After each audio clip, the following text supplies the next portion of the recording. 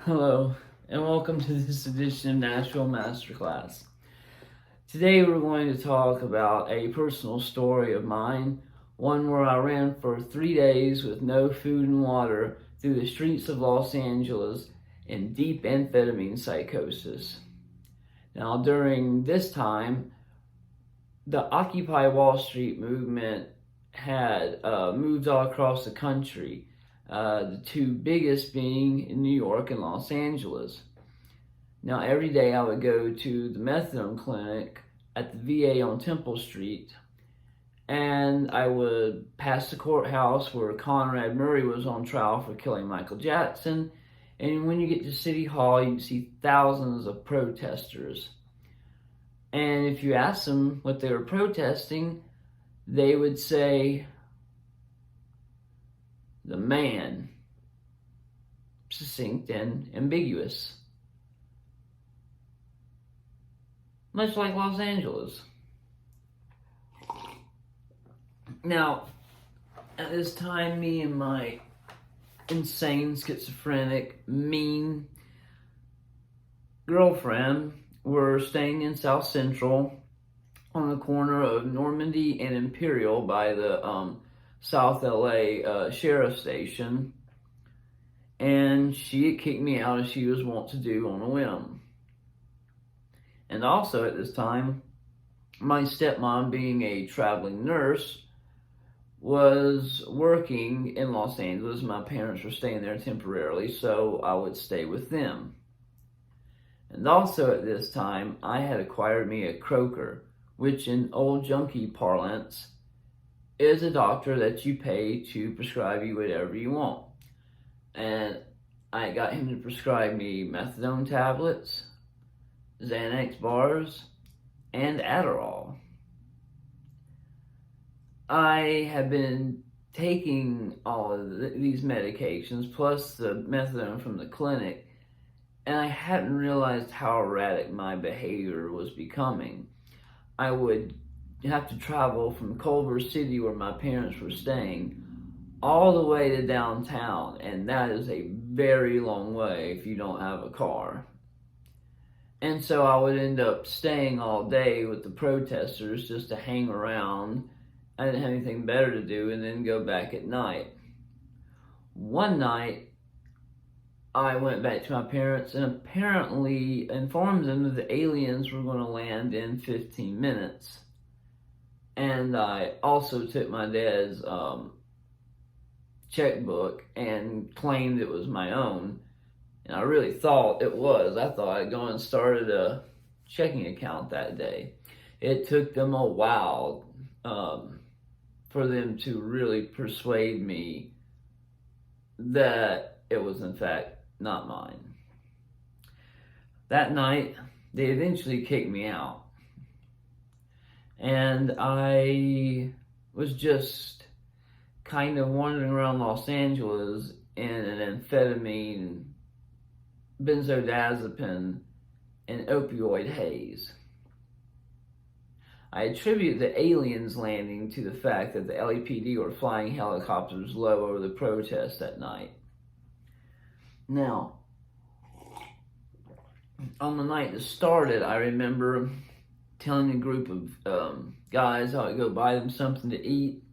When we got to the store, I had a fit, not being able to find my wallet. I never had a wallet. I hadn't had a wallet in months. I lost it. I was really losing it, becoming aggressive. And again, that night, the LAPD flew their helicopters low over the protest, and it freaked me out. And I took off through the park in front of City Hall and ran through a group of people and ended up bumping into this guy. He was of some Latino descent, and he was mad, but I just kept running. But in my mind, this guy was a gang member, and now he was after me. I ran into the closest subway station, and I'm not sure which one it was, and ran down. And in the station, I could hear and see his shadow at the top of the stairs. yelling to his homies that I was down there and they were going to come get me. Now, I'm not sure what transpired to make me leave or even how I ended up doing this, but I left and went to the nearest bus station or bus stop. I got on the bus, and on it was my friend John, who I'd met a couple of years earlier at a homeless shelter in Bel Air. John was a major coke fiend, and I'd run into him often downtown. Well, I filled his ear full of the nonsense that I was building the narrative inside my head about. And he said, you could just stay with me. And we were heading down Wilshire Boulevard, and somewhere around La Brea, I freaked out, ran off the bus with him yelling, "Where are you going?" I never saw John again ever in my life. I ran up La Brea and ran into the soft, velvety Los Angeles night. The stars were twinkling above. The Hollywood sign was aglow. And I was also aglow, filled with fear and amphetamine. The whole time I could see shadow people on top of the roofs calling and taunting to me. If you don't know who or what the shadow people are, they're just a figment of your imagination while in amphetamine psychosis. It is probably your mind so sped up and at work, it is just making up things and scenarios in your head, much like dreams. You are kind of like in a twilight dream state, which I've been in a lot. You're kind of living and acting out your dreams. Your dreams and reality are merging. I made it all the way to the CVS up in Hollywood, and I kept running in and begging them to help me because gang members were trying to kill me. Now, at first, this poor woman in there was scared to death. She wanted me to stay in there, but the security guard, he wasn't having it because he knew what was going on with me. Eventually, she realized that no one was after me and I was just insane, and they kicked me out. As I walked through the streets of Hollywood, I could see the shadow people everywhere, driving up in cars and staring at me on the rooftops, smiling, running around, but they never actually confronted me. But to me, it didn't make any difference. By now, the sun was coming up, and I somehow made it to Silver Lake, and I was at the train station there, going up to random people, mostly Latina girls, and begging them to tell their boyfriends not to kill me. And guys, begging them not to kill, and I don't know what they must have thought. Probably just another idiot in Los Angeles. I mean, you see videos of people in psychosis all the time. And in psychosis, you might be running for your life, or you might be popping lock in the middle of the street. It's all a matter of what's happening to you at that time to set off what's the narrative in your mind, what it's making up. I remember I called one of my friends. He was an older Chicano that would take care of me, kind of kept me under his wing at the VA on Temple Street. Now, at this time, I weighed 45 pounds less than what I do now, and I don't have hardly any body fat. So that's 45 pounds of muscle that I did not have. Anybody could have just kicked my butt up and down the street, and there's nothing I could have done. So I was really frightened. I remember I was on Alameda by the VA, and I was bobbing and weaving, shucking and diving because I kept thinking gang members were driving up in cars and pointing guns at me. I remember at one time I finally made a break for it and ran to the VA, where I ran into my friend, and he tried to calm me down, but I was gone. I zoomed past him, and I think I actually got my dose that day. But I was walking through the VA, all these old men in my mind, I was now having audible hallucinations really bad. I was hearing them the night before, but now they were getting loud and very much personalized and aimed at me. They told me they were going to kill me, that they were going to make a lot of money from killing me. In my mind, these gang members had paid off these guys to kill me. I made a break from LA and made it to Union Station. And down there in one of the tunnels, I jumped into one of the security booths and was telling them that there was people on the train trying to kill me. On the train too, I remember people smiling and grinning and pulling out knives and knitting needles.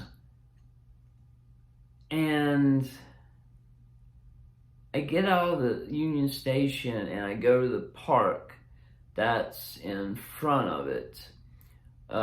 It's the, I can't remember the name of it, something Plaza. And anyway, I remember hanging around the park, hiding behind bushes, talking to people that weren't there, and I somehow made it to East LA. Going into restaurants and various shops, once again telling them people were trying to kill me and to help me. And through this whole time, not one of these people, not one person thought to call an ambulance or the police. But if they called the police, I don't think it would matter, because I ended up at the East Los Angeles Sheriff's Station, where I told them the same story. They did nothing. They do you want us to lock you up? Thinking it was going to scare me off. I begged them to lock me up. They did not. They drove me back downtown and let me out. I hung around the police department right by City Hall all night, telling them the same story. They just told me to stay outside, not to come back in. And that's all they did. The next morning, I went back to City Hall around the protest, and I was on the stairs at City Hall, running up and down, because I thought my friends were trying to kill me. I could hear them say that they were going to kill me. There were police that were at City Hall because of the protests, and I told them the same story. Told them I hadn't ate or drank any water for days, and please get me some. They did nothing but laugh at me. I hung around there and around Union Station, again, all day and all night, stood in front of the police station, still haven't drank water or ate anything. The next day was really weird, and I do not have much of a recollection. I remember sitting in that park across from Union Station all day, talking to people that weren't there all day. And finally, when night fell, there's a woman and her boyfriend, and they were camping out there, and they had a shopping cart. And I was telling them all this, like, no, man, no, get away, dude. And I jumped into her shopping cart and hid. And finally, the woman was like, I know what's wrong with them. And she called an ambulance. As I was waiting, I would see these cars drive up into the parking lot up on the hill, and they would stop and pull out guns and point them at me and then drive off. When the ambulance came there, I was so thankful, because I thought that these people were after me to kill me. But once I was in the ambulance, I was finally safe. The ambulance driver was like, I've been clean for meth for 6 years. And I was like, great. I didn't understand what he was getting at, because I hadn't done any meth. I did not, of course, if I had been sober, I would have completely understood the correlation between the dextroamphetamine and amphetamine psychosis, but at that time, people kept saying meth, so I was not putting two and two together. They take me to LA General Hospital, and there one of the nurses turned out to be one of my roommates from the Army at Fort Sill, Oklahoma. I remember staring at this guy, and he looked at me and goes, "Yeah, it's really me." And they gave me a shot of Valium and Phenergan, and I finally went to sleep.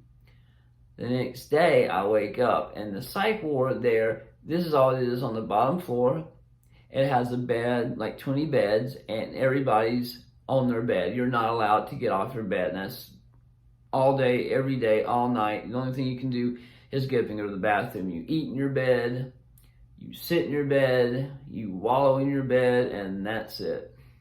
I remember I called my dad and told him what was happening, that these people had chased me through LA for days, and my dad's like, "I don't like what I'm hearing, son."